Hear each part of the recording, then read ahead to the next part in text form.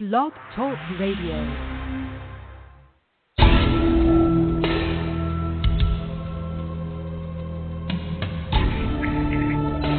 You are now listening to True Murder, the most shocking killers in true crime history, and the authors that have written about them. Gacy, Bundy, Dahmer, The Night Stalker, BTK. Every week, another fascinating author talking about the most shocking and infamous killers in true crime history. True Murder, with your host, journalist and author, Dan Zupansky.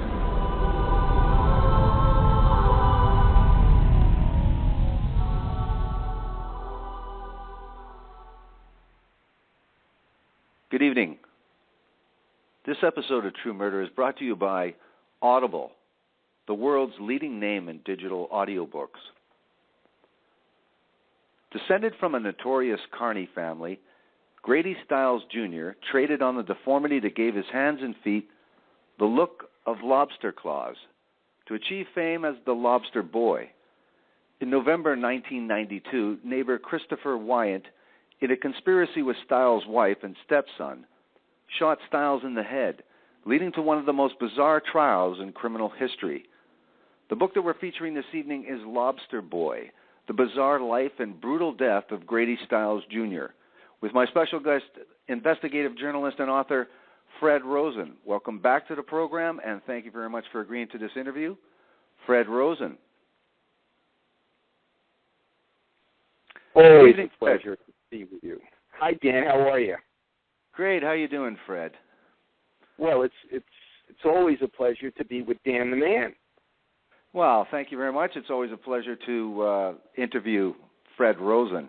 Always busy and always with a great story and a great book. And we're going to go backwards in time.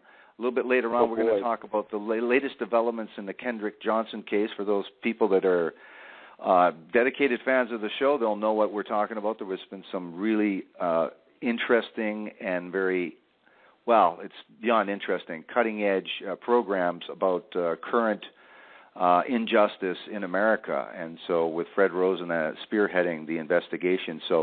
But first, let's go back in time to Lobster Boy. And before we get into this incredible story that not everyone knows, when did you write this? When was this book published, and when did you write this book, Fred, Lobster Boy? Well, Dan, I'll tell you what happened. What happened was, as you pointed out, the murder occurs in 1992, and it must have been about a year later. I was in Florida with the person who would eventually become my ex-wife, thank God, and I was going to Disney World, and I picked up the local newspaper, in Orlando, and I found out about this trial that was taking place down in Tampa in Hillsborough County, and the person on trial was a woman named Mary Teresa Stiles, who had allegedly arranged for the murder of her husband, Grady Stiles Jr., also known as Lobster Boy. And I got on the phone with my editor at that time at the publishing house I was working for, and I said, "You're not going to believe this." And I said, "There's this woman, and she supposedly killed her husband, and he was Lobster Boy." I said, "Isn't that a joke?" And he said to me, "That's your next book." I said, "You're kidding." He said, "No, that's your next book." And that's how I found out about it, and that's how I got the assignment to write the book. And so what happened was I got the contract. It was unusual, especially compared to today, where I got the contract pretty quickly.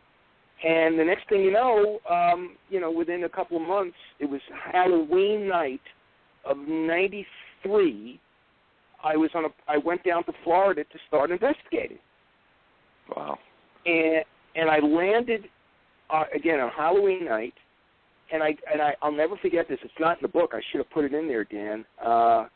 And I'm driving out of the airport in Tampa, and I'm at a light. I look over, and the next car I see Dracula. I see some dude who's dressed as Dracula, and I went, "Oh my God, what's going on?" And then of course, I realized it was Halloween. But that was sort of like the harbinger of things to come, And that's how I got into working on it. Now, that's a good segue because Halloween is appropriate because you're going to a place that's what they call Carnival Heaven, you describe, this Gibsonton, if I pronounce it right. Yeah, Gibsonton, yes. So tell us about this little Gibsonton little town. Well, I'll tell you, Dan, it's probably the most unique town certainly in the United States. I don't know if you have anything of comparable in Canada, but in the U.S. it's weird. You go down the main highway, and you go over a bridge. Next thing you know, you come to a big sign. It says the Giants Camp. I swear, it says the Giants Camp. Yeah. And I'll go, what the heck is this about? Well, it turns out this was a camp where the giant camped. And what it was that in the 1940s, people who were in the Carny gravitated south during the winter. They settled in Gibsonton, south of Tampa, because of the weather, the balmy weather in the summer. And the giant was a giant. The guy was about, 7, 8 feet tall, something like that. He made Shaquille O'Neal look short. And he married the world's only living half-girl. Her name was Jeannie Tomani. And I'm going, what the heck is this about? I'm there to investigate a murder case. And it got weird. Dan, it got weirder. You'd be riding around this town, and you'd see things like wire walkers, three-legged, goats, all kinds of animal oddities. You'd see little people. In those days, they were called midgets. You'd see all kinds of carny freaks. It was the weirdest thing. And when you went to the post office, the counter that they had, you had two counters. One was for normal-sized people, and one was for little people. It was the weirdest thing. And then you'd see all of the carny trucks and things like that in the backyards. And eventually, I wound up going from, I had lunch at the Giants Camp. I met Jeannie Tomani, the world's only living half-girl. She was born with missing the lower half of her body. She married the giant. They had kids. Wonderful human being, wonderful person. And then eventually I found my way to the trailer where Lobster Boy had lived with his wife, Mary Teresa Stiles, who in the Carnival was known as the Electrified Girl, because it was an illusion that they did, where she would sit in a chair like an electric chair, and and lightning bolts would come out of her fingers, that sort of thing. And at that point, she was in jail because she had already been charged with killing Grady, her husband. And I met Grady Stiles III, a.k.a. Little Grady. I met his sister, Kathy Stiles, who also had ectrodactyly, which is the genetic condition that causes the fusing of the hands and fingers. Kathy would later go on to be on the TV series Carnival as the Lobster Girl. And I met Mary's third husband, Midget Man, heck of a nice guy named Harry Glenn Newman. And when she married Harry Glenn Newman, Midget Man, they had a son, Harry Glenn Newman Jr., and he became the human blockhead. You can't make this stuff up, which is a person who talents things up his nose. Only in the United States. Canada's too civilized for this stuff. But anyway, that's what happened. And I met these people, and I basically interviewed them, and I got their confidence. Now, how did you pronounce the disorder itself again? Sorry. It's called ectrodactyly, and what it is it's a genetic disorder that goes from generation to generation, where it causes the fusing of the fingers and the stunting of growth of the feet.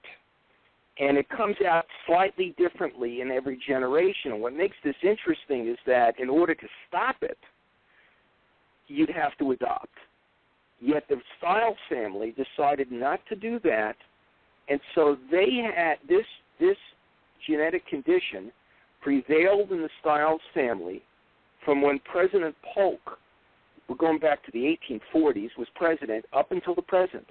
And so they continued to procreate for whatever reason. I never got into it with the family, but they decided to procreate, and the odds were in favor of the condition coming out in whatever child was born from this family, except there was one child in the Stiles family, Donna, who did not have that condition, and that created other problems later on down the line.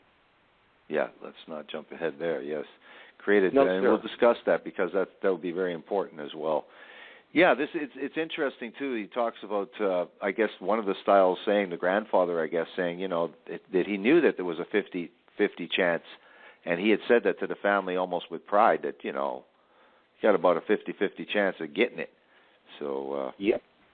For whatever reason. And now, for those that didn't see the photo or don't get to see the photo that I posted on for the show description, it's interesting that the hands then have a claw, actual, like a lobster claw, but just for people to know that it's right past the knee, so it doesn't, the lobster boy didn't really have legs.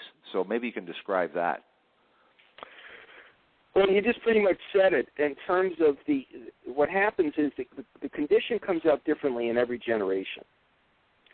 So in Grady's case, Grady Stiles Jr., he had regular arms that ended with, the best way of describing it would be if you think of Mr. Spock, putting the Vulcan symbol up, which actually is based on that's actually based on a Jewish symbol that Leonard Nimoy brought to the table.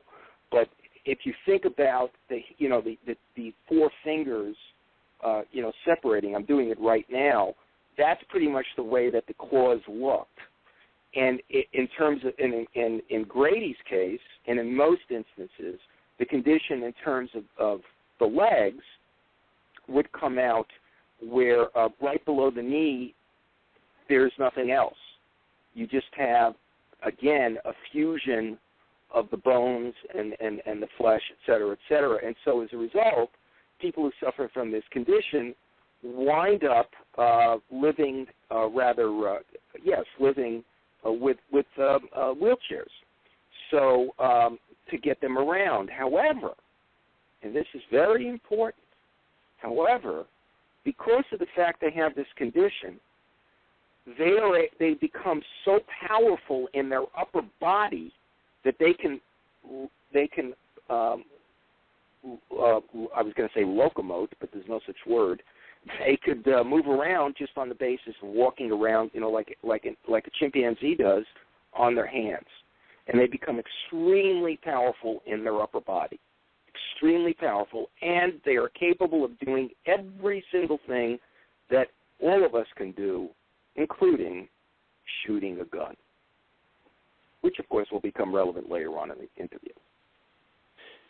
Now, this guy knows the Carnival life, and he to explain, he grew up in this as well, and then he had Grady Stiles,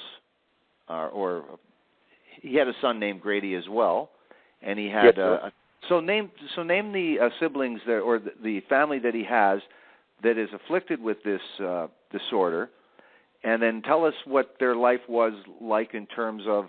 We already said that they're Carnival people, but did Grady Stiles grow up in this as well, and then figured this was the thing to continue with his family?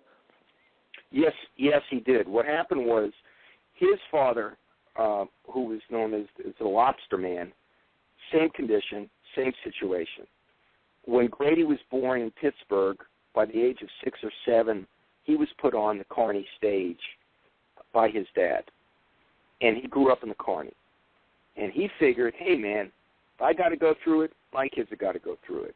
So when he married Mary Teresa Stiles, he had a couple of kids. He had Donna. Donna was normal. Right. Had she doesn't have the genetic condition. Then came Kathy, who has the same condition. He put Kathy on the stage with him at a very early age. And then after Kathy, what occurred was that he divorced Mary Teresa Stiles, and he married a woman named Barbara, and he had another child with her who was known as Little Grady, though he would be called, his formal name is Grady Stiles III.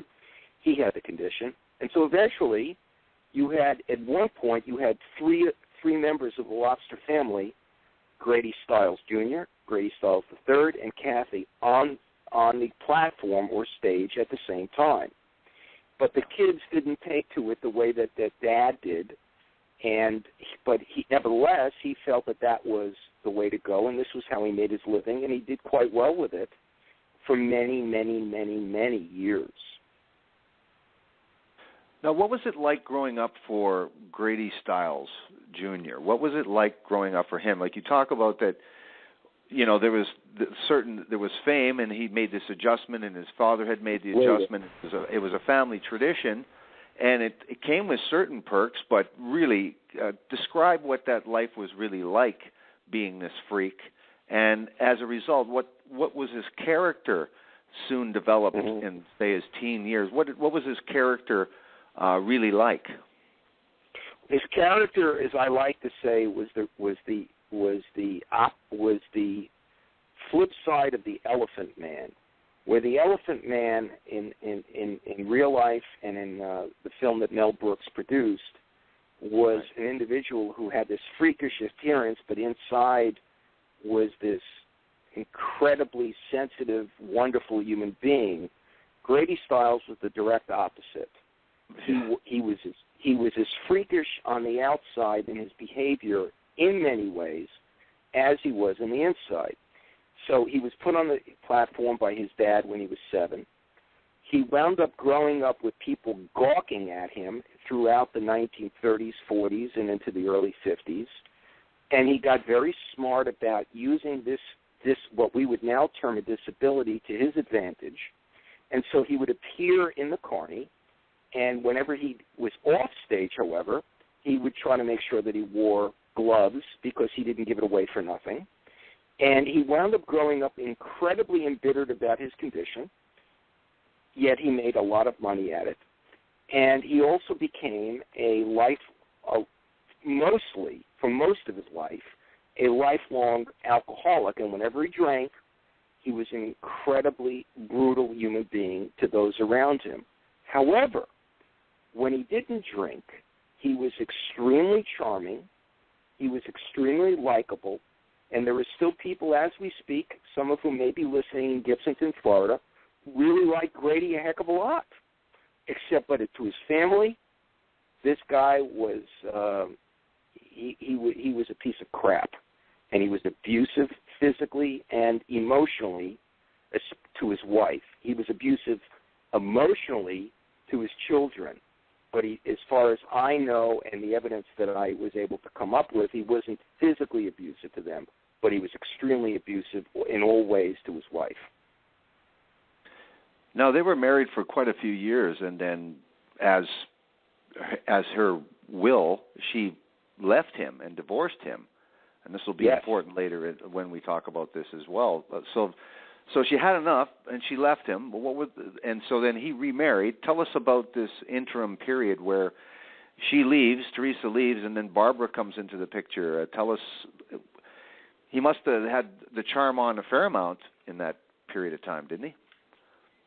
Yes. What occurs is that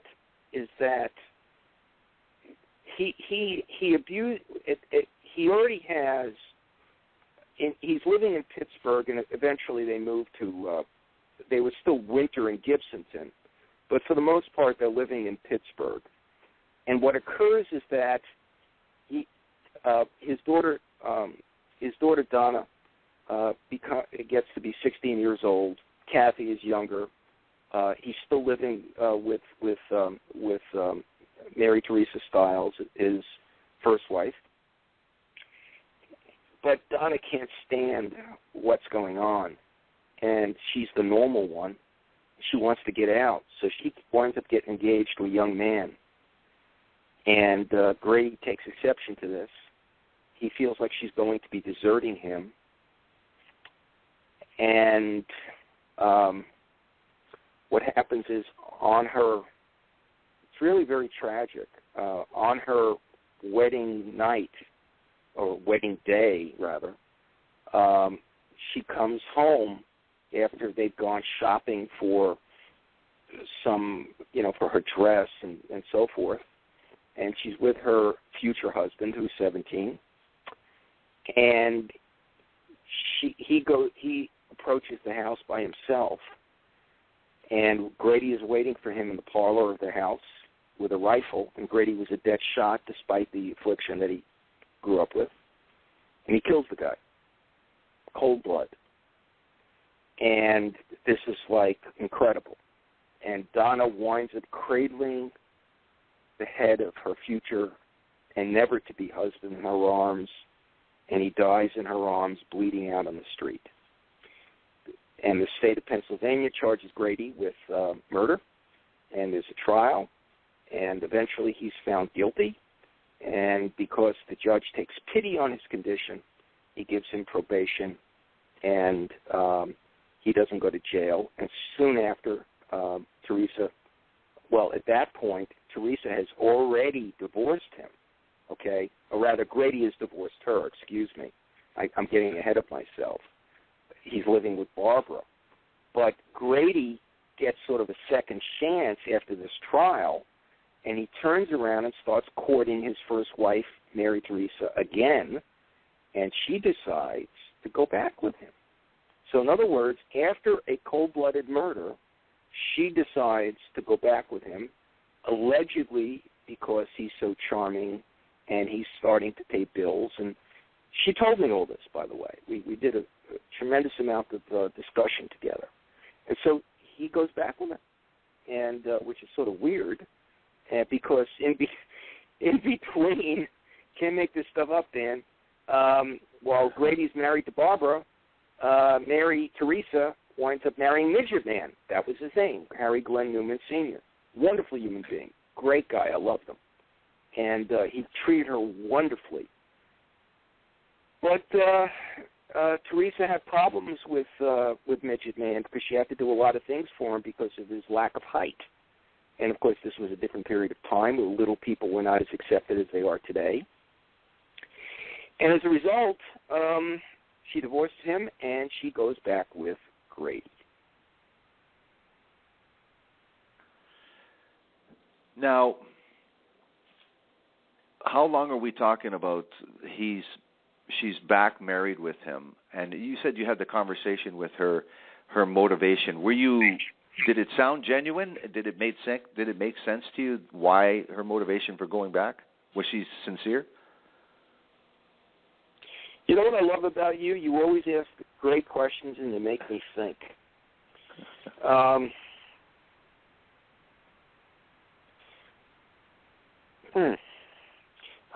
give you the answer that I think. I didn't put it in the book, but I'll tell you what I think, which is I think she went back with him because he was willing to pay the bills.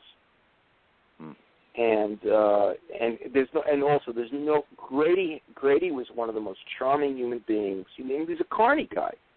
Everybody that I met in Gibsonton would tell me how charming Grady was, and I think she went back with him because of the fact he was paying the bills. I think there's no question there was love between them, and he had a very magnetic personality. I mean, to this day, I have met people who saw Grady on the Carnival circuit as Lobster Boy, and it's indelibly etched in their memories. And I don't think it's just because of the condition. I think it's because of Grady's ability as a performer, and something he passed on to his son. And I think that, so to answer your question, I think she went back with him for a variety of reasons, but I think the dollars and cents of it had a lot to do with it. Plus the fact, I might add, that he was sober at this point. He stopped drinking. Okay. He was not violent. He was at that point, he was a good person. Right. And so she figured he turned over a leaf, and she went back with him. At least that's what she told me. Right. Now, in this is 1988. I guess they get remarried, if I'm not correct. And then, how long before he's back to his old ways of watching TV in his underwear and drinking and smoking and cursing and being abusive? Pretty quickly. It happens very, very quickly. She winds up getting back with him just about that period of time, and the family is still Kathy's living with at that point. The family is Grady, Teresa, Kathy, little Grady, and Harry Glenn Newman Jr., who, again, the human blockhead, who was her son from the her marriage to Midget Man. Donna had already gotten out of the house as an adult and married a fellow named Joe, and but they all worked together in the Carny. So from that period of time, or rather during that period of time, 88 to 92, they were touring throughout the United States and Canada as a unit. And Grady ran something which I found very fascinating, because I didn't know anything about, what do I know about the Carnival? I'm from Brooklyn, for God's sakes. The Carnival was the Brooklyn Dodgers, But that was before my time, excuse me. And I'll probably I'm going to get a lot of flack for that one. But anyway, in any case, what happens is they tour, and Grady has a thing called the 10-in-1. And I deal with it in the book a lot, which is it's very interesting. It's like 10 shows or illusions in one. So for the price for whatever price you're paying when you go to the Carny, you get these illusions, and some of these illusions are pretty damn interesting. Like, you've probably seen some of this stuff on TV and other places. Like, one of them is like where there's a girl and she turns into a gorilla. Yes, exactly. The girl turns into the gorilla. Yeah. They had that. They had Grady himself on the platform. They had the Animal Oddity Show, which was run by Kathy and her husband Terrell, wonderful guy, and a couple of other things. And these are the things, and this is what attracts people. And it's a heck of a show. I mean, where you going to get, this is all before, of course, YouTube and all that. Where are you going to get anything like that for, and I might add, they also had, this was the last season they went out in 1992. Grady had a man named Merrill McCubbin, whose nickname was Merman the Magician. He did magic and he did fire eating. And they got really, really tight together. And he would later become very crucial in terms of giving me information about Grady's background. So you had all these things going down, and, as I'm discussing it with you right now, I'm saying to myself, you know what, I wish I'd seen all this, Yeah, it would have been cool stuff. Absolutely. Now, there is, we didn't talk about the living arrangements. This is a trailer in this Gibsonton, and the whole family doesn't live in the one trailer. So describe the sort of living arrangements that become important or are important to the story, too. Sure, there's three trailers. There's one trailer, and this is not a trailer park. Gibsonton is a community where the trailers are on regular streets. And what they would do is they build a trailer and then they build extensions as they made more money, et cetera, et cetera. So you had one trailer where Mary Teresa Stiles lived with Grady and Grady Jr. In the back was another trailer where Kathy lived with her husband Terrell and her, at that point, her 3-year-old daughter. I just looked this up, by the way, because I knew we'd be talking. At that point, her 3-year-old daughter, her name is Misty. Right. She's now 23 years old. And I can't believe that. And Misty's, when the condition came out in Misty, it was so bad. When I did this interview, the condition was so bad, and I felt so awful. It was literally like when you looked at her, she had like a lobster claw attached to her shoulder, So she didn't actually have a full arm. Okay, again, pointing out how it turns out differently. They lived out in one trailer, and then there was a third trailer, which was like a travel trailer, and that's where they stored the illusions. And there was a roustabout named Marco Eno who lived in that trailer. And so you had essentially 3 trailers on the same property. What's a roustabout, by the way? Besides the fact that it's a movie with Elvis Presley, roustabout is the dude or dudes that set up the carny. They're the muscle. You know, they set up they set up the tents. They're the dudes that you might find in the wagon where they're selling food, that sort of thing. You know, they're the guys that move things around. Yeah. Okay. So tell us what Teresa, her state of mind is here, and sorry, what is her state of mind, what is some of the relationships that she is developing here as she sees this new marriage or this latest marriage going sour? Well, what happens is Grady continues every time he's drinking to be abusive, and his claws are such, and I detail it in the book, where they were weapons, really. They were very, very hard, and the important thing to realize is he's not disabled, not in the way that we use that term today. He could walk as well as you or I could on his feet. I'm sorry, as well as you or I can on our feet, he could walk on his claws. And if you got slapped with his claw, you're going back against the wall. That's the sort of situation it is.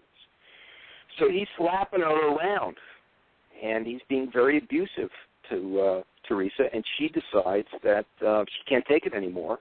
That's what she said at trial. She claimed that she couldn't leave him. She had left him before, but she claimed she could not leave him because it was, she would later claim, battered wife syndrome.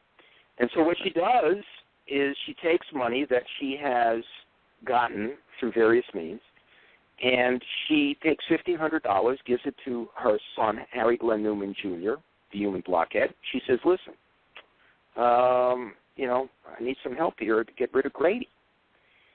And he takes the money, and he gives it to a kid who lives in the same trailer park, 17-year-old kid named Chris Wyant, tells him what he wants. He wants Grady killed. And that's it.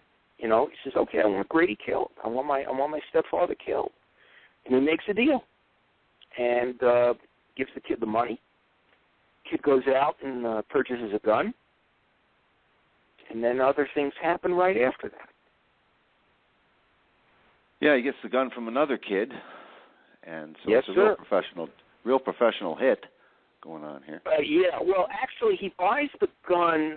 He doesn't buy the gun from a kid. It's actually an adult, and he buys it further south in Apollo Beach. Again, we're on the west coast of Florida. But the gun he buys, we're not talking Clint Eastwood's .44 Magnum, the most powerful handgun in the world. We're talking a piece of crap. I think it was a 38. I can't even remember. It's not important. But he buys a piece of crap gun. Pays a couple $100 for it. That's how stupid Chris is at this point. And he gets the gun, and he makes the plan to come to the house, and he's going to kill Grady. And at one point, there's some talk between him and Harry Glenn Newman Jr. about calling the hit off, but it doesn't happen. They decide to go ahead with it. And so there's going to be a murder unless something intervenes. And, of course, unless it's the movies, that's not going to happen. So what is tell us about the fateful evening itself, what set the stage for, Sure. Grady Stiles, he's in the trailer, Teresa's there. Tell us how they hatch this plan and what goes down and what their plan is to happen and what does actually happen. The plan, what happens is this. Teresa decides to leave the trailer. I'm just going to report this. And she's in the trailer. She will later tell the police that she decides to visit Misty, the granddaughter, in the other trailer with Kathy, because Misty's not feeling well. And so she decides to leave with Harry Glenn Newman Jr., her son. However, she leaves Grady III in the trailer, allegedly asleep, in a different room. Okay, so now you've got what occurs is this: they've watched a video of the film Ruby, not a bad film by the way, with Danny Aiello playing what's his name? Help me out here, Dan. The dude that shoots Lee Harvey Oswald. Jack Ruby. Well, no. Yeah, Jack Ruby. Thank you. So Danny Aiello is playing Jack Ruby, and they're watching this film, and they leave, and Teresa says, "I'm going to go out and visit Misty." She leaves with Harry. They go out. They go into the other trailer with Kathy. Kathy, I might add, is what they call an unindicted co-conspirator, which means the state decided not to charge her, though allegedly she had knowledge of what would occur.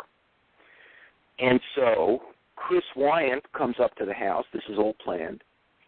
He steals in through the back door of the trailer. He comes into the main room. Grady's sitting there watching TV. He's in his underwear, as you point out. He's watching Ruby. Grady goes, "Who's that?" And he looks around. He sees Chris Wyant, and he tells him to leave. And out back, Marcolino, who's in that other trailer that I described, suddenly hears pop, pop, pop, 3 gunshots. Marcolino runs out, runs into the trailer where Kathy is with Teresa, and says, what's going on here? And they think it's gunshots.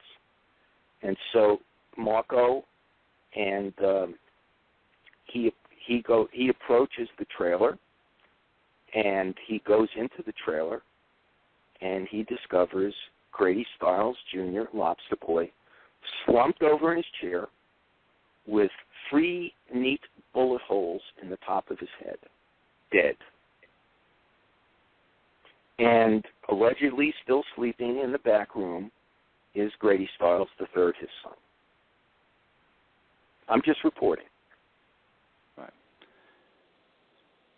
Something, huh? Now, pardon me, go ahead. I said that's something, isn't it, Dan? Yes, it is. Yes, it is. And now the story gets a little more complicated. Now, police are called to the crime scene, and obviously they are doing some questioning. How do they proceed, and what developments happen kind of quickly? Well, it's funny you're asking this question right now, because this is a case. The last time I spoke to the investigating officer, Detective Michael Willett, actually he was a detective then. He eventually retired from the department as a captain of detectives. I hadn't spoken to him in about 18 years, but I'm doing this segment, I'm taping a segment of a TV show called Evil Kin about Lobster Boy at the end of next month. So I actually called Willett, and we got to chat about this. And, it was like, old home week, because we were very friendly. And here's what happens. The police are called. Mike Willett comes into the trailer, and he looks at what's going on, and he sees the body slumped forward. By that time, the techies are there. And he immediately does what cops are supposed to do, which is says, okay, who would do this? And he begins to wonder, does some preliminary questioning of the family. They claim that he has no enemies, that Grady has no enemies. And it takes them about, he and his partner, Fig Figueredo, it takes them about 24 hours before they double back and they start questioning the family again. And that's when they begin to discover Grady's abusive behavior when he's drunk. And it doesn't take them very long to get Harry Glenn Newman Jr. to tumble and say what really occurred. And once he does that, then they go to Teresa. And it isn't a situation where people are saying, I didn't do it. They rarely admit to it. But Teresa says she was pushed to it because he was so abusive. And at that point, she is then charged with murder. Harry Glenn Newman Jr. is charged with murder. The trigger man, Chris Wyant, is charged with murder. And then it's up to the court system in Hillsborough County, Florida, to figure out how to try these individuals. And they make a decision to try them all separately. And essentially they're all tried. What happens is they're able to try them. They can try it they get tried for second-degree murder. It's not, some of them, it's like one of them gets tried for first, one of them gets tried for second. You know, it's so weird, you know, the way the court system works, at least here. And that's what occurs. And it doesn't, as I said, it doesn't take very long for Mike Willett to figure out what's going on, but I might say that I think it's an excellent piece of police work because he gets one to inform on the other. And then it becomes a cause célèbre because Teresa engages an attorney, Arnie Levine, who's very big in that area in Tampa, and he decides he's going to use a very, very unique defense, at least for that period of time, battered wife syndrome in the case of a contract killing, only the fourth time at that point in 1994, that it has been used in the United States. It's pretty interesting when you think about it, you know, battered wife syndrome in the case of contract killing. And what follows is a 4-star trial. I mean, it's a real carnival trial, I might add, a real carny. Well, you know, what's interesting, too, is that we skipped over it, is that there was so much controversy in this that she did get out on bail temporarily. And yes, then, she did. Conviction. You know, so there was enough, I guess, you know, again, it wasn't a foregone conclusion. They were putting a lot of weight on this manslaughter rather than, so she fared better than the other two, and again, thanks to the lawyer for sure. So tell us about the carnival nature of the trial. Oh boy, I was cutting my teeth in those days. It was only my second murder case, and it was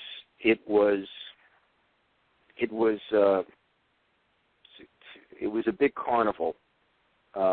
What occurs is that you have in the court, in the visitors gallery. Well, actually, no, they were not in the visitors gallery. What happens is, at least in Florida, I don't know any other state, but if you're going to testify in a trial, you're not allowed to go into the courtroom. Right. So, but you have either in or outside the courtroom, depending upon whether they're going to get called as witnesses. You've got Harry Glenn Newman Sr., midget man. He's in a wheelchair. You've got Kathy, the daughter. She's in a wheelchair. You've got Grady Stiles III, who is little Grady. He's in a wheelchair. And let's see. Then you've got Terrell Berry, who is the husband who ran the Animal Oddity show. Terrell is normal. And, of course, you had Donna, who is the saddest person in the bunch, because I got to talk to her about how Grady, when I say Grady, I mean Lobster Boy, how he had killed her fiance back in Pittsburgh, many years before. And so you have all of these individuals either inside or outside the courtroom. And Mary Teresa Stiles is sitting at the defense table with Arnie Levine. And what happens is, well, a couple of things happen. First major thing that happens you've got Midget Man testifying. He testifies to Grady's cruelty. Then you have Grady III. He gets on the stand, little Grady. At that point, he's 17. And to show the ability of Lobster Boy to be abusive physically, he has little Grady do a hand walk in front of the jury. And so the TV cameras are capturing all this and that sort of thing. And it's just about at that point that I get involved directly in the case as a participant. Am I getting ahead of myself? No, go ahead. You might as well go ahead. You want me to go ahead, Dan? Okay. Yeah, absolutely. All right. Okay, here's what happens. At the very beginning of the trial, Arnie Levine sends out a videotape. Those days it was videotape. Today it'd be, I guess CD, whatever. Excuse me, CD. I'm sorry. YouTube. I'm sorry, Dan. Stop me. Help me, Dan. Okay. And he sends out a videotape. And on the videotape, it's quite interesting. It's Grady wrestling with little Grady. Like a father and a son wrestling. And you can hear kibitzing, Yiddish word meaning kidding around, in the background. You can hear Mary Teresa Stiles. You can hear Kathy. Mary Teresa Stiles says, "Hey, Grady, break the hold," meaning, and she's talking when she says Grady, she means little Grady. Okay, no big deal, right? I mean, you got a kid, you might wrestle with the kid, right? It's no big deal. Yep. And I get this videotape, just like everybody else in the press, and I just, I toss it into the, into a box. Go to Florida. I live in upstate New York. I go into Florida. I go to the trial. Next thing you know, at the trial, they show the videotape. Arnie Levine shows it to the jury, but he shows it without sound. And when you looked at it without sound, it looks like Grady is being brutal to his son. And at the end of the proceedings that day, I walk up to Ron Haynes, who's the state's attorney, and I'm not, I said, I talk to everybody. It's my personality. And I said, Ron, my videotape's got sound. He says, it can't have sound. I said, it does. He said, well, then send for it. Let's take a look at it. And that day I walk out, and I'm walking to the parking structure. I got my car parked. I'll never forget it. And as I get to the elevator, I press the button. I go, oh man. I used a different word. I'm not going to use it on radio, even though we're on, internet. And I said, oh man. I said, I know what just happened. See, I went to film school, University of Southern California's film school. So I'm very aware that when you have video or film with sound, it's completely different than when it's without sound. And I went, wait a second. If you have the sound, it's not brutal. If you don't have the sound, it is brutal. They took the sound off, they doctored it, so that people would think it's brutal, and they would feel sorry for Mary, and they would come back without convicting her. And at that point, Dan, I had one of the hardest moments of my life. I sent for the tape. Ron Haynes said to me, you get that tape, you call me. And I had people telling me not to become part of the case. As you know, journalists are not supposed to be part of the case. Right.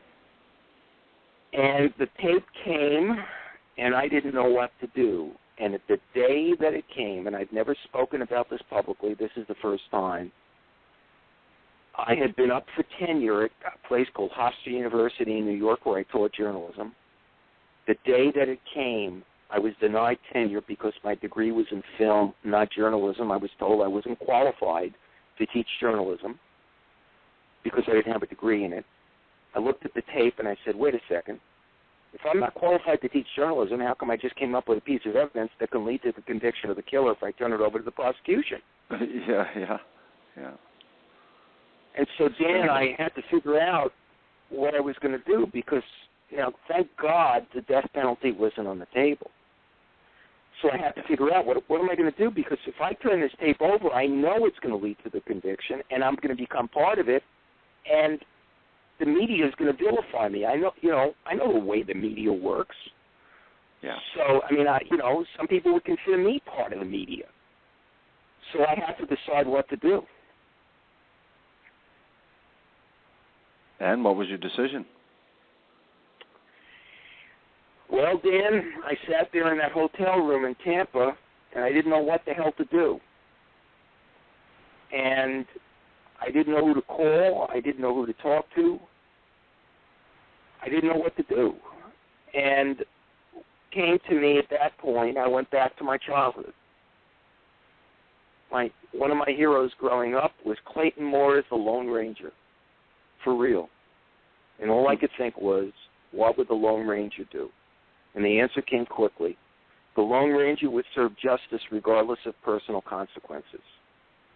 Yeah. And I felt then, as I do now, that the one thing that's sacrosanct in our system is the jury system, that the jury had the right to hear all the evidence untainted.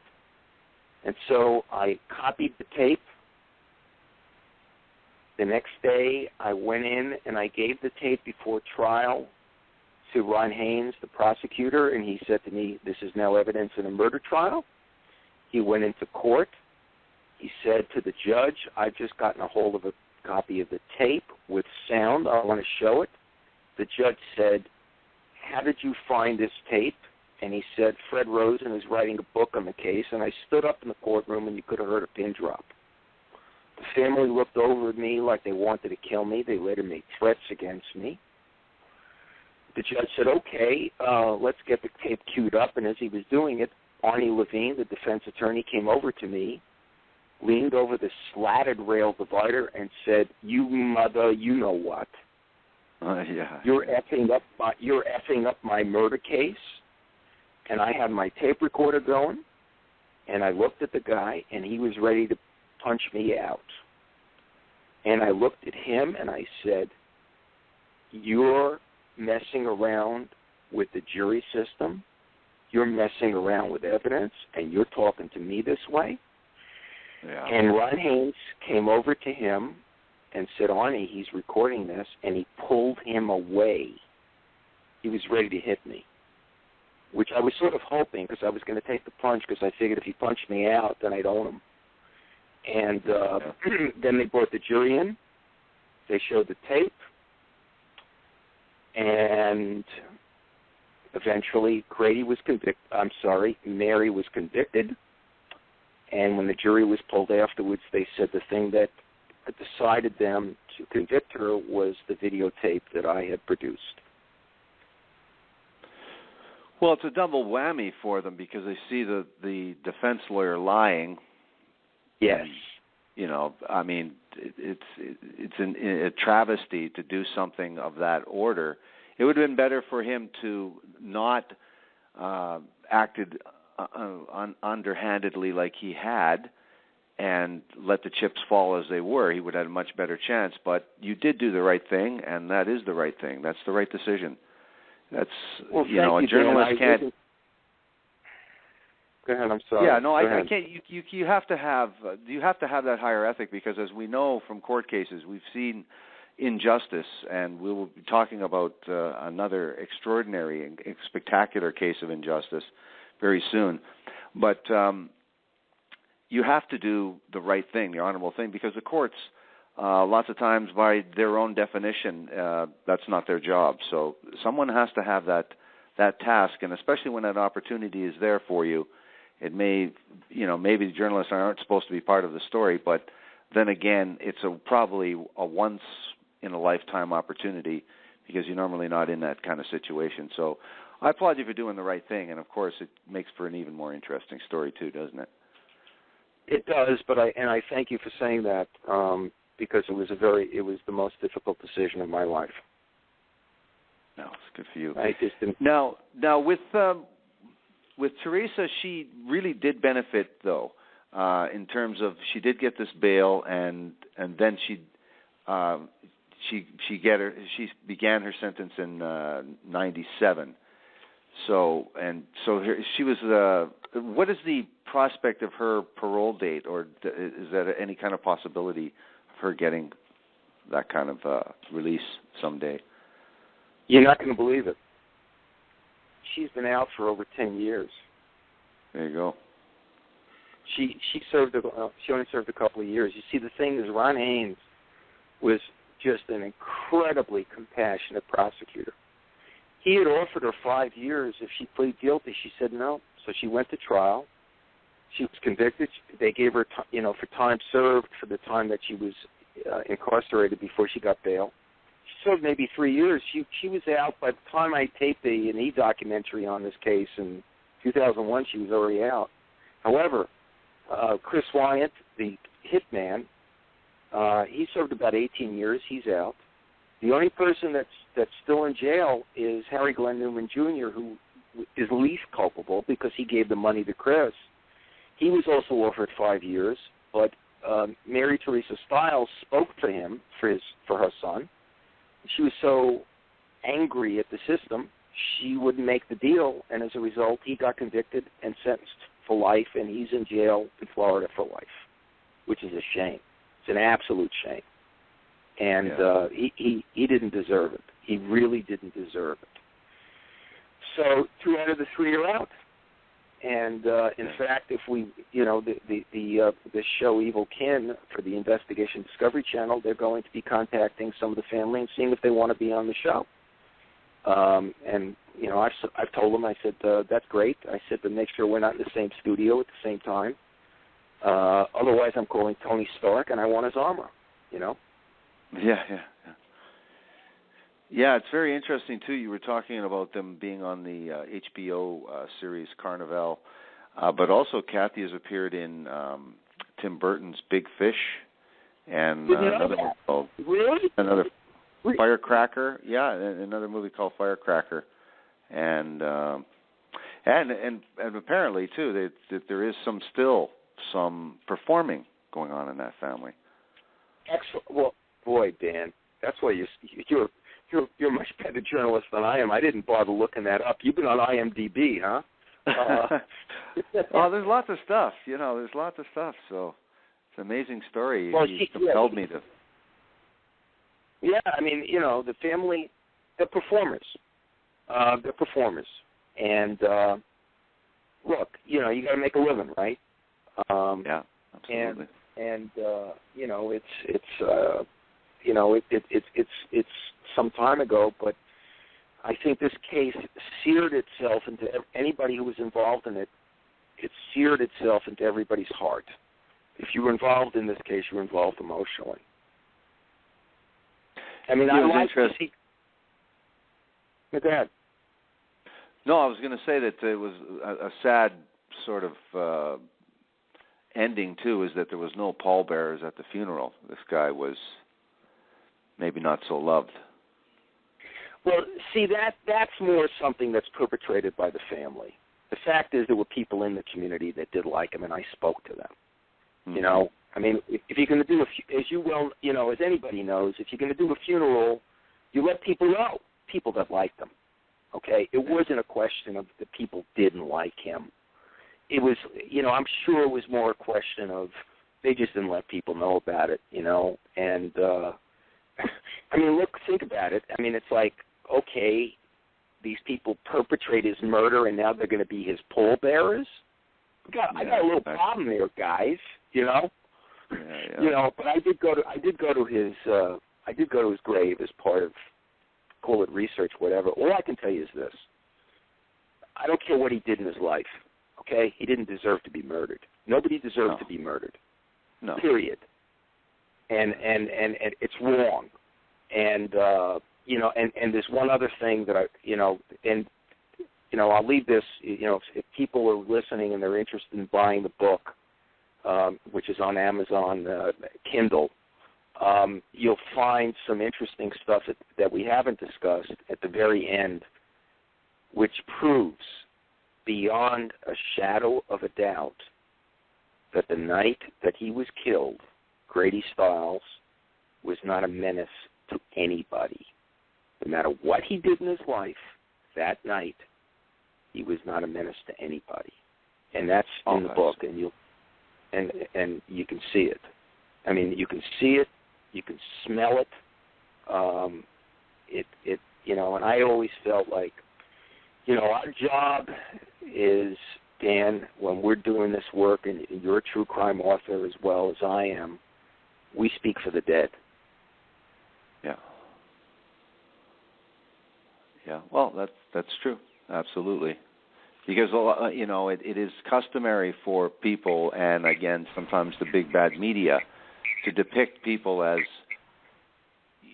somehow have it coming to them, and wrong place at the wrong time, or because they'll denote some people as, well, the innocent victim. Well, they're all innocent victims. I mean, for the amount of people that we can say, okay, absolutely, but I don't know. I like to just think of all people, no matter what their foibles, whatever their past, they are a murder victim, and certainly that's part of our task, is to find out the truth, because we do speak for those people. Sometimes the last line. Thou shalt not kill. Now, speaking for the dead, and we are going to get to this case of Kendrick Johnson, and we've had a couple programs already on True Murder about this specifically, and we've had a little bit of we've had developments. Let's get right to that. Give us a sort of a recap for those people that don't know anything about Kendrick Johnson, and they'll be motivated to go back in the archives and listen to some of the programs and do some of the research, and go online and look at Ebony Magazine, some of the articles that you've written already. So give us a little synopsis of this case, and then we can get up to speed on what the latest developments are in this incredible case.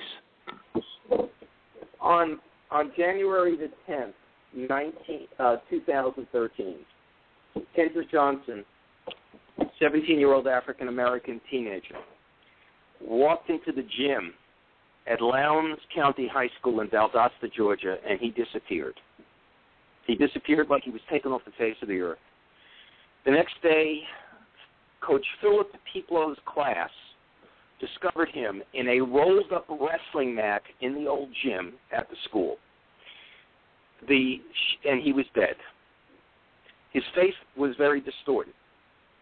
At that point, pictures of his distorted face became viral on the internet. The family was devastated, as anybody would be. There were no suspects.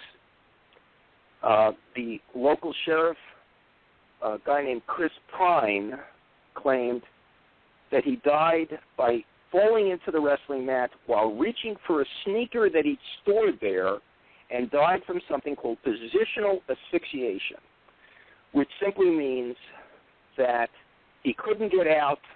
There was a lot of pressure on his chest. He couldn't breathe. He died, and that's that. And so what occurred after that was that the family, Kenneth and Jackie Johnson, very courageously protested on the streets of Valdosta that their son had been murdered and that the sheriff was not doing his job, and that this was wrong. Subsequently, Kendrick Johnson was found to have died from positional asphyxiation by the Georgia Bureau of Investigation, which is notoriously corrupt. And we have discussed this on this show before, in the Gary Hilton case. And it is known in Georgia by many individuals how corrupt this organization is. And if they have any problems with what I'm saying, come and get me, make my day. And so what occurs is that they claim that they do an investigation, and they send out they do a pretense of an investigation, like it's a murder investigation. And during this investigation, they send a detective to interview two boys who, one is 17, one is 18. Their dad is an FBI agent. And this dad, who's an FBI agent, was in charge of the Southwest Georgia Gang Task Force. And the individual the cops send out to do the investigation was part of this gang task force, never declares conflict of interest, interviews the father, interviews the two boys. And it turns out that one of these boys has had 2 fights with Kendrick Johnson. The only individual we have come up with who has motive. How am I doing so far, Dan? Pretty good. Tell us about the texts that were, it's very compelling information. Okay, there's a few things. I want to say something publicly before I get to the text, which is in previous broadcasts on the show, I was on with a private investigator named Bo Webster. Right. Mr. Webster had been employed at one point by Shavin King Jr., who was the first attorney representing the family. Subsequently, I discovered that what occurs is this. Webster had given me certain information regarding who he claimed certain individuals were the perpetrators of this crime. However, what occurred was this. In November of 2013, Webster called me up and told me that my life was being threatened.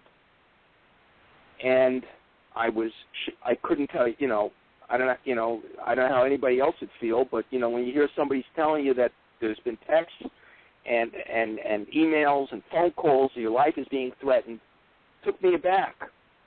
Sure. Well, it took me about 10 minutes during that phone conversation to find out that Webster was perpetrating a hoax. He thought this was funny. Subsequently, I said, wait a second, if he's pulling this crap, there's something wrong here, and I then investigated further, and I discovered that some of the individuals that he claimed were involved in this case as bad guys were not. He was disingenuous to the nth degree, and further, I discovered that he'd already been, by the time I started writing about the case, contrary to what he told me, he'd already been fired by Shavin King Jr. as the private investigator on the case. So what I did was this. I kept going. I got some new contacts in Valdosta, Georgia, and luckily these were wonderful contacts, and I got a tremendous amount of cooperation from people on Twitter, people in Valdosta. My researcher who helped me out is in New Jersey. There's one investigative reporter who I'm working with in Valdosta who's a woman who's incredibly brilliant. And the wind-up is we found texts. And guess what? There was a student in the gym who texted when the body was discovered, and he went chapter and verse about what occurred that day. And then on Kendrick Johnson's birthday, October 10th, he texted that the body was taken out of the gym before the coroner showed up. Hours before. And the coroner himself in his report had said the body was moved, which means that when the coroner came on the scene over 4 hours after the body was discovered, they had taken the body out, and guess what, guys? They put the body back in. And when I say they, I am talking about the Lowndes County Sheriff's Department, specifically Chris Prime. This information was brought to the attention of Michael J. Moore, who is the United States Attorney for the Middle District of Georgia, who's opened an investigation into the case. And now it's up to Mr. Moore to decide whether he is going to charge Chris Pine and his investigators with corruption in this case, which he absolutely can do. So that's one of the things that's happening here. The second thing is this, and I'm hoping to write this piece for ebony.com, which is this. I have discovered the motive, the means, and the opportunity for one of those two boys that I mentioned earlier, whose daddy is an FBI agent, to have killed Kendrick Johnson. And so that is something that I would like to write and what I would like to pursue. Further, I have information that has come to me about why Kendrick Johnson walked into that gym on January the 10th, how he was lured in there by somebody. And there's one other point that I'd like to make publicly, which I've written about, which is this. His school district was very quick to send out a press release saying, oh, and this is before the autopsy is completed, oh, he died from positional asphyxiation. You know what? The Lowndes County superintendent is a man named Wes Taylor. It was his daughters who discovered the body in the mat.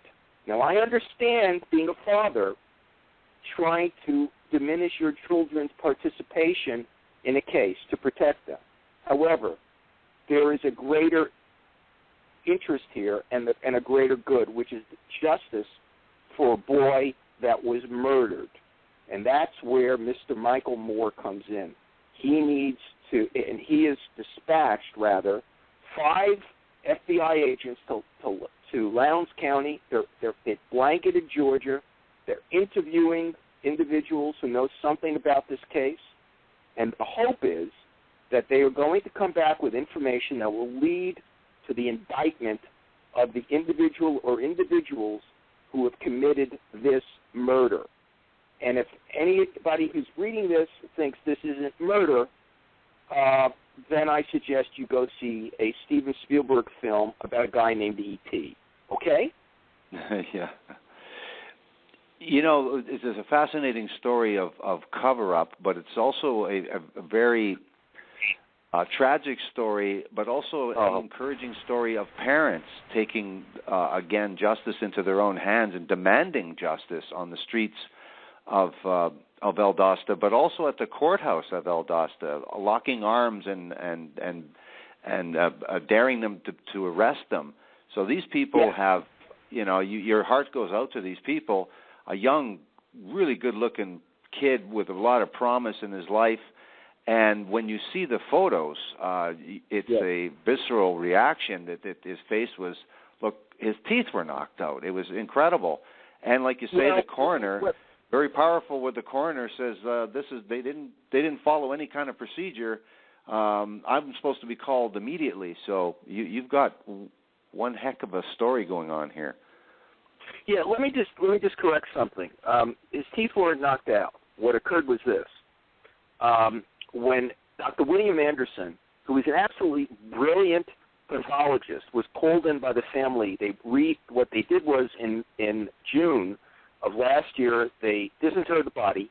They sent it to Dr. Anderson in Orlando. And he did the second autopsy. That's when he found that the organs were missing. Now, that is what became the news, okay? And Dr. Anderson said to me, Fred, he said, everybody's going to pick up on this business of the organs missing. It's a red herring. He said, the fact is, I read the report of the original autopsy by the Georgia Bureau of Investigation. They claimed his lungs weighed the normal amount. He said, if it was positional asphyxiation, the lungs would fill with water, which means he didn't die from it. And Dr. Anderson then did a dissection of KJ's neck. He discovered that KJ died from one blow to his neck, or it could have been pressure performed by a wrestling hold. You remember the 2 kids that I mentioned earlier whose daddy's an FBI agent? Yes. Guess what? They're both wrestlers. Mm-hmm. Okay? They're both wrestlers. And one of them is a brilliant football player, okay? These are very strong, capable kids. So what we have, and the parents, Jackie and Kenneth Johnson, have been pushing for justice and tomorrow morning, if anybody is listening to what I'm saying, and you're out on the streets of Valdosta, you'll see them in front of the courthouse. They're protesting, looking for justice. And the hope is this, that Michael Moore, no relation to the documentary film producer, that's why I always call him Michael J. Moore to differentiate him from the dude from Michigan. Right. Michael is going to, he has said to me, and I believe him, I believe he's one of the few federal officials we have that's earning his salary. Mr. Moore has said to me that he will go any place to get justice. He is investigating. Until I see otherwise, as an American, I support what he's doing. As a journalist, I will always hold his feet to the fire, which is what we have to do, isn't it, Dan? You know, I don't care if I don't care if it's right. It makes no difference if it's a federal official, a member of a parliament, the prime minister, the president. That's what we do, okay? And so, what Moore is doing is gathering information. At the end of the day, whenever that is, he makes a decision. Do I have enough evidence to indict? Personally, I think he's got enough evidence right now to go after the Lowndes County Sheriff's Department for phoning up what occurred that day. And I might add, ladies and gentlemen, that the coroner said, and the evidence is there, the cops compromised the crime scene. Dan, the kids found on the wrestling mat. You ready for this? You know what they did with the wrestling mat? They cleaned it. Sure. They cleaned it, Dan. Yeah. And guess what? Besides the fact that his organs disappeared after the first autopsy, his clothing disappeared. We call that forensics. His clothing disappeared. And guess what? The video of him going in that gym and facing his fate, that disappeared. Excuse me? And these creeps in Valdosta, the cops, the white power establishment, think they're going to get away with this crap.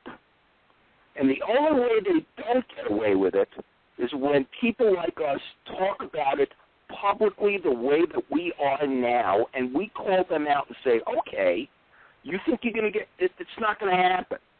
We're not, and the Johnson family has been out there in the street protesting, and I think that that eventually we will get justice for KJ, because that's what this is about.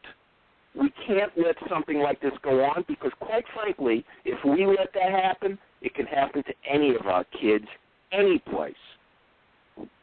Yeah.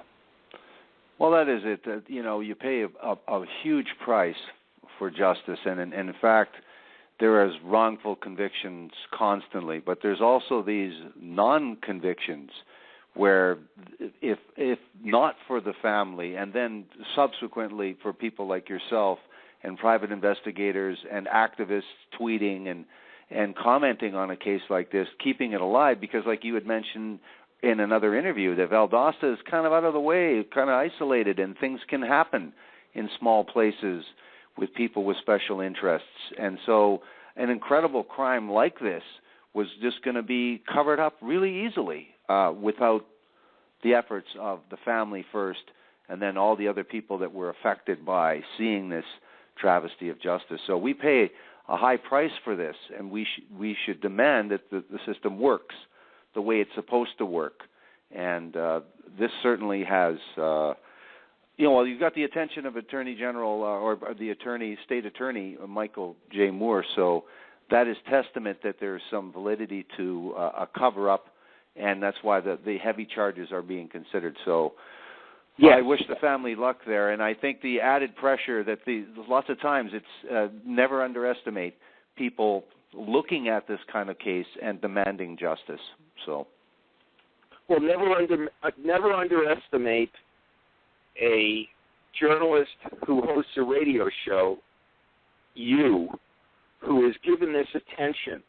And there are people out there who listen to your podcast all the time, and I've seen them quote it on Twitter. So I just want to say personally, thank you very much for your commitment to this case. Well, it's my pleasure, because this is really, if there is any kind of purpose to a show other than telling stories of justice and good police work and dedicated prosecutors and dedicated defense attorneys as well, and the psychopathic and twisted killers that are right. Part of these stories. But when you have this kind of, again, travesty of justice, these are stories that obviously the audience is interested in as well, because we'd all love to see justice actually happen the way we believe in this system. We know that this is the system that we have, and when we are participants in righting that wrong and understanding the difference between justice and injustice, I think the true crime reader is that kind of passionate person, the person that listens to these programs, to authors tell their stories. That's the kind of person that they are. It's not a thrill-seeking person. It's a person that's interested in the most serious type of history, and that is true crime. You know what? There's nothing I can say except that you're very eloquent, and I couldn't, there's no way to say that any better than what you've said, and I couldn't agree with you more about the reader. I've discovered that too, on especially on Facebook. There's a group that I'm part of called Talking True Crime with Maria, and these people are incredibly dedicated to the truth, and it's astonishing. It's really astonishing, and I'm just hoping that there'll be enough interest in this, and I know you have an international audience, that people will continue to pay attention to this particular case, because there's many cases in the world, there's many cases all over the world. But if we start here and we're successful, it just keeps going. And because of the fact that you have an international audience, you make a difference. You make a difference in people's lives. So again, thank you very much for continuing to bring this case to the attention of your listening audience. Well, thank you, Fred, for those kind words, and I want to thank just the audience that tunes in and all the people that email me constantly and tell me just letters of support, comments on how much they value the program and value the authors that come on and talk about their books and the stories and the entertainment value of it all, and the benefit of it, the educational aspects of it. Oftentimes, you're picking the brains. I'm picking the brains of the people that are the experts in this area, and there's so many people fascinated by that. I wanted to say before we go to it that I'm very happy also to have Audible, the world's leading name in digital audiobooks, as the sponsor of this program as well. And I wanted to tell people that listen to the program today that there's a 30-day free trial. If you haven't experienced audiobooks as of yet, Audible is the place to start, with over about 150,000 titles and growing.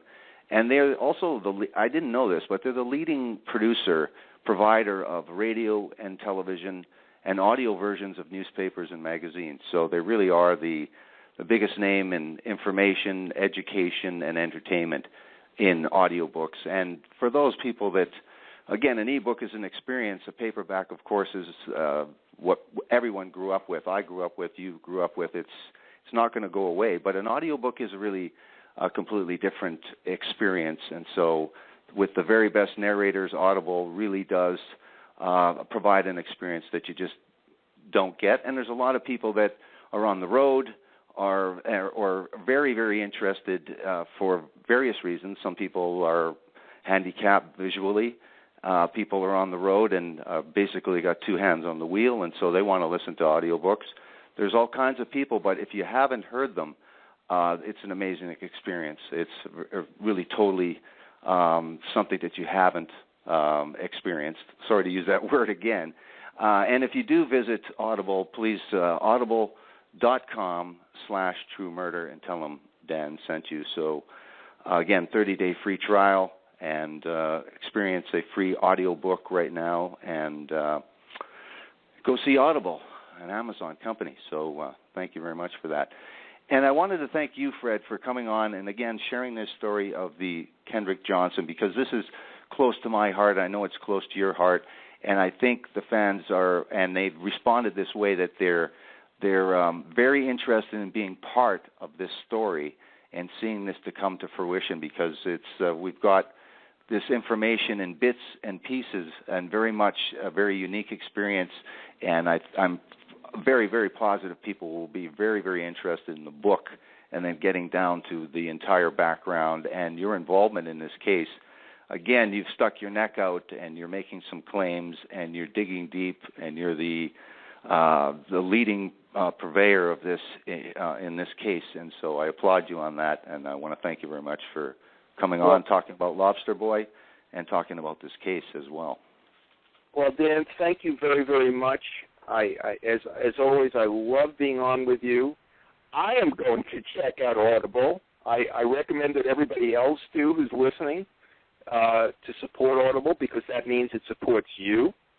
And all I can wish you is good health and happiness in this new year for all of us. Yes, absolutely. And really, Audible is really just providing another way for people to enjoy the author's books. You know, now that with the advent of publish on demand, and now with ebooks, as we've just demonstrated with Lobster Boy, a book that might have been hard to find now is accessible everywhere, and it's very reasonable prices. So it gives the true crime fan even more to go back, because nothing can match a story like Lobster Boy. It's just, I mean, this is just such a wild tale. I mean, with all the developments you will never find this kind of freak show going on again. It's a slice of Americana, and it's amazing. And I might add, I don't know what the Canadiana. I don't know. It's also part of Canada, because he played Canada too. He played Canada a lot. There's a famous movie actually I saw, and it was the closest thing to this story here, Lobster Boy. That's why I was so excited to read this book. Is that there was a movie that was only really collectors, and I guess it was illegal to actually own. And of course, I knew somebody that owned a copy of it, and it was called Freaks. And I think it was shot in Toronto. And it was an amazing, they said, this would never, ever happen again because of all the developments in medical techniques, and people didn't stay as freaks, and people, again, abhor that kind of word, and the whole freak show kind of carnival thing that you described in Lobster Boy was kind of outlawed in Canada. But they did make this film, and they actually used, the man with no arms and legs lighting a cigarette, and they employed all of these actors loosely in this story. And so, what an incredible tale! But this is about the close Freak and Lobster Boy. So, the Freaks was from the 1930s. If we're talking about the same film. That's right. Yeah, absolutely. Yeah. It was shot in Toronto? Well, that's what I remember. I remember it was 1932, as you say. That's from my memory, but maybe not gospel, but wow. Pardon me? I don't know if that's for sure. I don't know if that's for sure, but I saw a copy like 30 years ago. So I saw a copy of the movie. You know what? Here you go, huh? Wow. Thank you. I gotta watch it. I've never seen it. Yeah, there you go. Well, thank you very much, Fred, and I hope to hear from you again soon, and I'm sure we'll be talking again soon, because I know that this Michael Moore will be doing something that will be encouraging to the family and all those people that are looking at this case very, very seriously. Well, thank you again for your interest, Dan, and I'll talk to you soon. Thank you very much, Fred. Have a good night. You too, sir. Good night. Good night.